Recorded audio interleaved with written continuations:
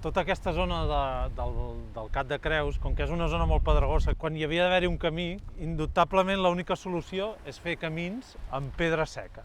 Per fer aquests camins, el primer que hem de fer és fer la paret exterior, que és com un mur de pedra seca, que hem de pensar com fer-la amb una tècnica que es diu a de dues cares. Tot i que només veiem la part que dona a l'exterior de la paret, la part que dona cap a dintre també l'hem de fer estructurada.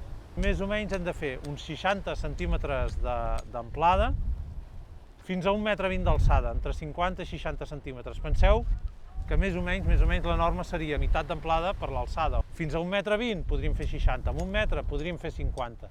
Menys de 50 ja no és recomanable. Per això que hem comentat que com que hem de fer parets de dues cares, amb menys de 50 no tindríem prou distància per poder estructurar bé la paret. I a partir d'aquestes alçades ja començaríem a fer que la part visible del mur, la part exterior, iríem ampit, amb una inclinació d'un 10% més o menys. Si el mur fos a dues cares, no en aquest cas que és un camí, però de vegades que podem tindre murs a dues cares, que les dues cares siguin vistes, que siguin de separació de finques, per exemple, aquest ampit li donaríem en els dos costats. Llavors, un cop tenim tota la part exterior feta, ha d'estar acabada amb pedres molt grans, o bé de gruix o bé de volum, per dir alguna cosa que tinguin un pes mínim de 30-40 quilos, perquè l'empedrat que després va ha d'anar estampit entre aquestes pedres i el marge. Per tant, per això necessitem que les pedres de dalt, sobretot, siguin molt fortes. És interessant els fonaments que siguin una sola pedra, que faci els 60. Mentre anem pujant el mur no cal. Cal que estiguin ben estructurades, però no cal que siguin molt fortes. Per fer el mur, cada pedra que anem a posar, hem de mirar que la part que vagi davant sigui la més gruixuda de la pedra. No? Aquesta té dues cares, aquesta és una mica més prima que aquesta.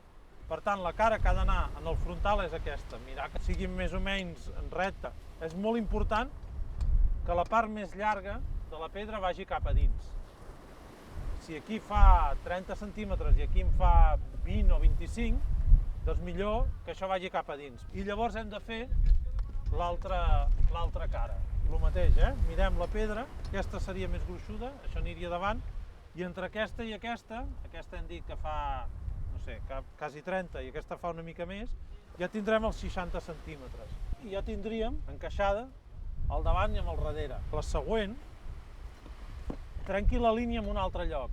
Sempre, posats a triar, és més interessant que la de davant arribi més lluny que no pas la de darrere, però això ho hem d'anar combinant, perquè l'important és l'estructura. El que hem de fer és anar trencant la junta. Recordeu que hem dit aquesta junta, però aquestes també. Aquí l'hem trencat, aquí encara no l'hem trencat perquè encara no hem fet la següent filada, però ara que fem la següent filada la trencarem. Posem aquesta aquí, veieu? Trenca exactament la junta pel mig. Hi ha una dita de la pedra seca que diu pedra posada, pedra falcada. Cada pedra que posem hem de mirar que s'aguanti per si sola abans de posar la següent. I hem d'anar omplint tots els forats. Per què? Perquè quan fem la següent filada tot quedi pla. Per falcar les pedres, important, no s'hi val això. Dir, hosti, se'ns mou així, doncs ara la falco per aquí davant. Vale? Tot està molt bé, però si això se'ns mou, que és fàcil, aquesta cau i ja hem perdut l'estabilitat del mur. Per tant, el que hem de fer és que tingui bé la posició davant, que quan la tingui aquesta pendent o sigui pla o faci pendent cap a l'interior, que en aquest cas passa, amb la mà l'aguantem en aquesta posició i llavors falquem per darrere que notem que arriba al final, sense aixecar, mai hem d'aixecar, perquè perdem l'estructura. Ella ja la té, vale, l'aprofitem. Això és un camí en pendent, o sigui, a part de la inclinació que l'hem de donar cap a dintre, en el coronament, evidentment ha de tenir la inclinació que té el camí. Però les filades que anem pujant, van pujant planes. Per què? Perquè la força de la gravetat no ens vagi donant l'empenta cap allà, ens vagi empenyent tot i ajudi a desmuntar el mur. És molt important que les parets no facin rentadora. Rentadora és quan tenim les pedres que fan inclinació cap a l'exterior del mur.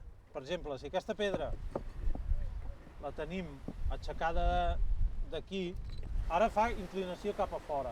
No? I amb aquesta inclinació cap a fora, a la que hi fiquem la següent, cada vegada tindrem més problemes d'inclinació. Aquesta també fa molta inclinació cap a fora, cada vegada més, i això amb el pes acabaria caiguent tot.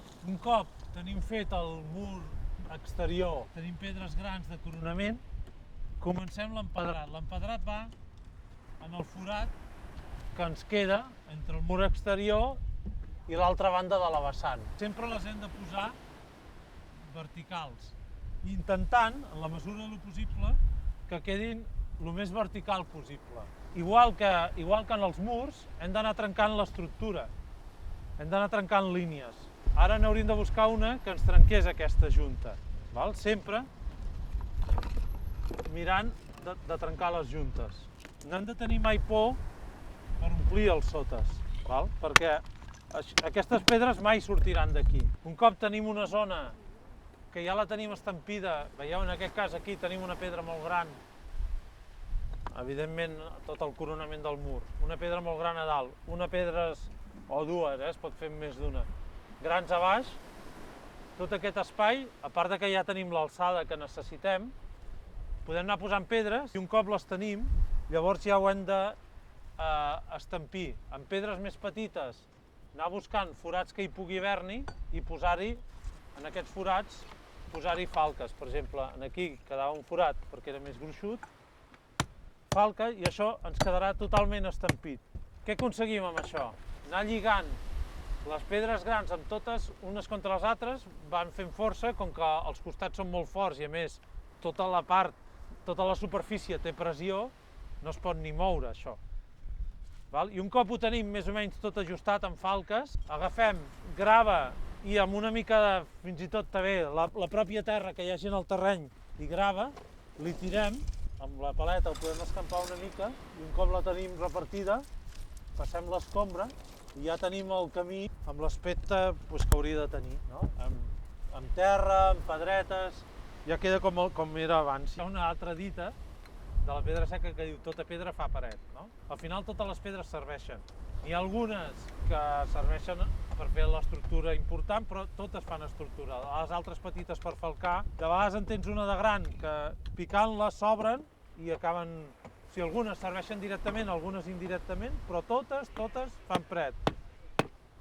Al final un mur ben fet acabes que no et queden pedres al costat. De fet, normalment en necessites moltes més.